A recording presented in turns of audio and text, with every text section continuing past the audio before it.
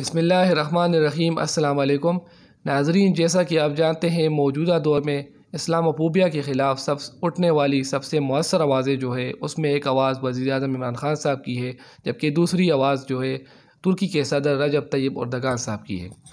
तो आज हम आपको बताएंगे कि आज से 18 साल पहले वज़ीर-ए-आज़म इमरान ख़ान साहब ने अरब न्यूज़ के लिए एक आर्टिकल लिखा था, जिसमें उन्होंने जो वेस्टर्न सोसाइटी है और ईस्टर्न सोसाइटी है उनका कंपैरिजन किया था और ये वजूहात बताई थी कि क्या वजह है जिसकी वजह से जो वेस्टर्न माशरा है वो जो है मादा परस्ती की जानिब बढ़ रहा है, जबकि जो ईस्टर्न माशरा है तो वो मज़हब की जानिब बढ़ रहा है। कहते हैं कि चूँकि उनका ताल्लुक़ एक ऐसे घराने से था जो कि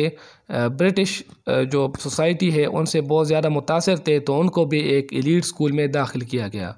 जहाँ पर उनको अंग्रेज़ी पढ़ाई गई, जहाँ पर उनको जो वेस्टर्न हीरोज़ थे, ख़ास तौर पर जो वेस्टर्न मीडिया में जो पॉप स्टार्स थे या जो वेस्टर्न मीडिया के स्टार्स थे, तो उनको उनकी ज़िंदगी में हीरो की तौर पर पेश किया गया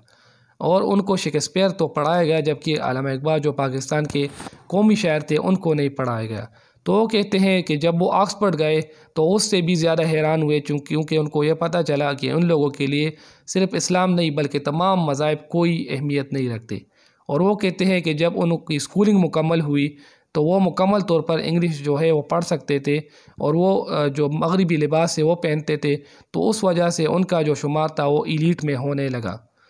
फिर उसके बाद वो कहते हैं कि वो क्या वजूहात थी कि जिनकी बिना पर वो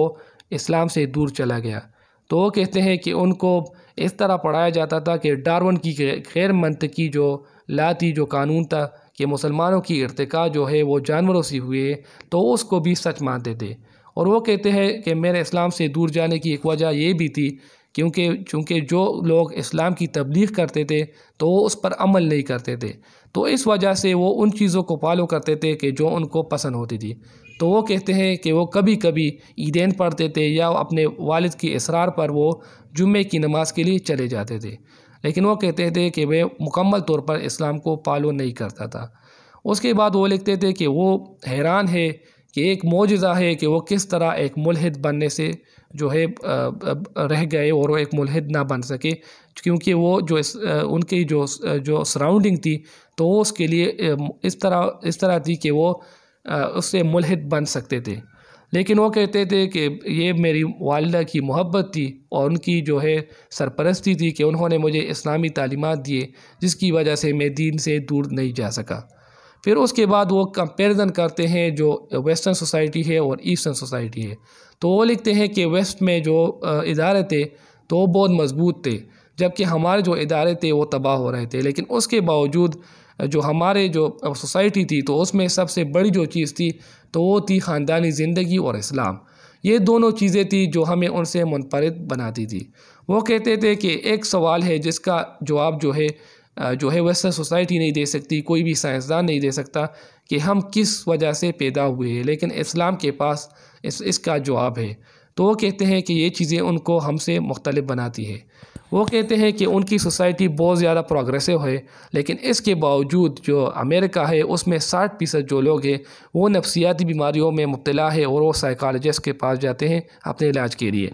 इसके अलावा वो लिखते हैं कि स्वीडन और स्विट्ज़रलैंड दोनों तरक्की याफ्ता ममालिक है और वहाँ की जो सोसाइटी है वो बहुत ज़्यादा वेलफेयर स्टेट्स है और अपने लोगों को बहुत ज़्यादा हुकूक फराहम करती है, लेकिन इसके बावजूद जो सुसाइड अटैम्प्ट होते हैं तो सबसे ज़्यादा स्वीडन और स्विट्ज़रलैंड में होते हैं। इस तरह वो लिखते हैं कि 60% जो ख़वातीन है अमेरिका की तो वो तलाक़ याफ्ता है और उनके जो रिश्ते हैं वो कामयाब नहीं होते। उसके बाद वो लिखते हैं कि 1991 से लेकर 1997 के दरमियान तकरीबन 5,20,000 लोगों ने हिजरत की यूरोप की जानिब और उनको बहुत ज़्यादा तासुब की नज़र से देखा जाता है, जबकि पाकिस्तान में जो है अफ़गान वार से सिर्फ 40 लाख लोग पाकिस्तान में हिजरत करके आए, लेकिन उसको किसी तरीके से भी तासुब का निशाना नहीं बनाया गया। तो वो कहते हैं कि यही वजूहात है कि जिसकी वजह से जो वेस्टर्न सोसाइटी है तो वो ईस्टर्न सोसाइटी से मुख्तलिफ है। वो कहते हैं जब मैंने कुरान पढ़ा तो मुझे समझ आया कि दुनिया किस लिए जो है बनाई गई है और दुनिया की जो आबादी है उसकी वजूहात क्या है।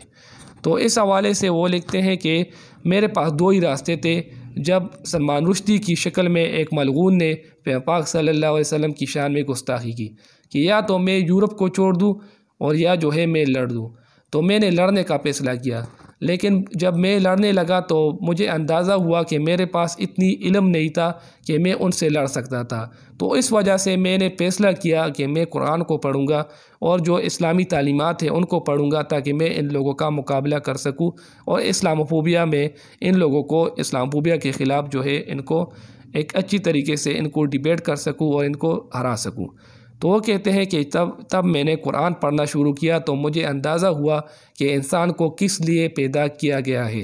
मुझे ये अंदाज़ा हुआ और मुझ में ये बर्दाश्त पैदा हो गई कि मैंने सब चीज़ें बर्दाश्त करनी है और मैंने लोगों में बाँटना है और लोगों को मोहब्बत और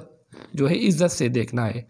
तो वो कहते हैं कि ये इस्लाम ही था जिसने मुझे हकीकी ज़िंदगी की जानिब लेकर आया और मुझे सिखाया कि मुझे किस लिए पैदा किया गया है।